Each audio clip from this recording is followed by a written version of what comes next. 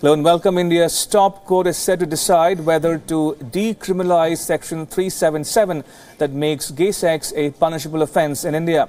The verdict will be given by a 5-judge constitution bench, which began hearing petitions challenging the constitutional validity of Section 377 in July this year.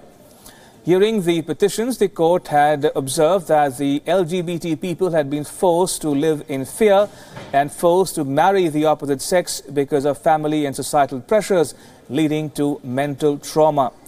Earlier, the Delhi High Court had decriminalized homosexuality.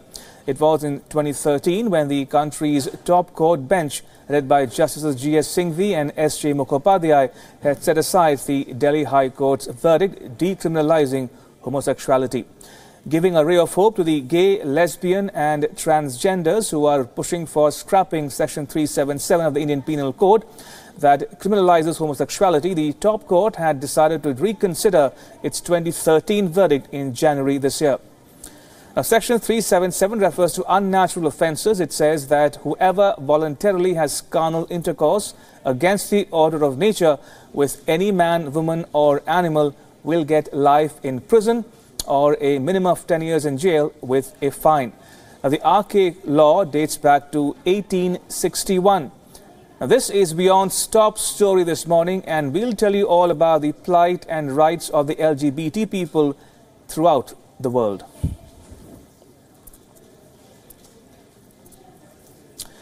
Right, now joining me live from Thiruvananthapuram is Rahul Ishwar, author and activist. Good morning, Rahul. Good to have you join us on Wion this morning.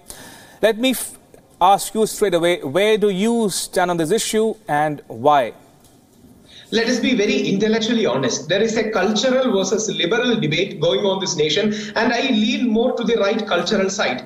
But having said that, we had an entire meeting in 2016 with different community and faith leaders where we took a very principled position that we are against homophobia, we are not homophobic, and we don't believe in discrimination. People like Sri Ravi Shankar went on record to say that discriminating is bad, and Pope Francis has said that who am I to judge them? Totally agreed. But having said that, we have some respectful difference of opinion and divergence of view with the entire LGBT debate. We think it is a more of question of sexuality than equality. It is a question of science than constitutional validity and constitutional equality. We think it should be debated on the lines of science and not on the line of equality, and we believe this is a deviant behavior. We don't call it a disease, we don't call it illness. This is not a variant behavior, but more of a deviant behavior that needs more discussion to be accepted. This is a very genuine, respectful divergence of view rather than being homophobic, and we are all waiting what Supreme Court is going to say, and I believe the entire right or left or liberal or cultural spectrum should accept what Supreme Court says, and we think it is going to be a historic verdict either way it goes.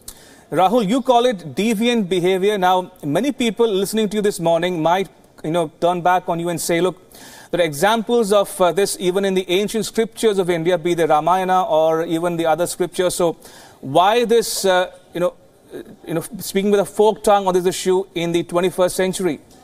See, let me be very honest, taking a much more inclusive approach, and people like Baba Ramdev ji has taken a bit more hard stand on this. So I concede that there is an entire shade of variety of opinions in the right-leaning spectrum. Having said that, there is still, the scientific community is yet to come to a decisive conclusion. One, the search for gay gene has not yet been fulfilled. The gay gene still remains some kind of an elusive thing. The whole debate whether homosexuality is a by birth orientation or culturally or by action oriented stuff is still there in the world. So we think we should take it very slow.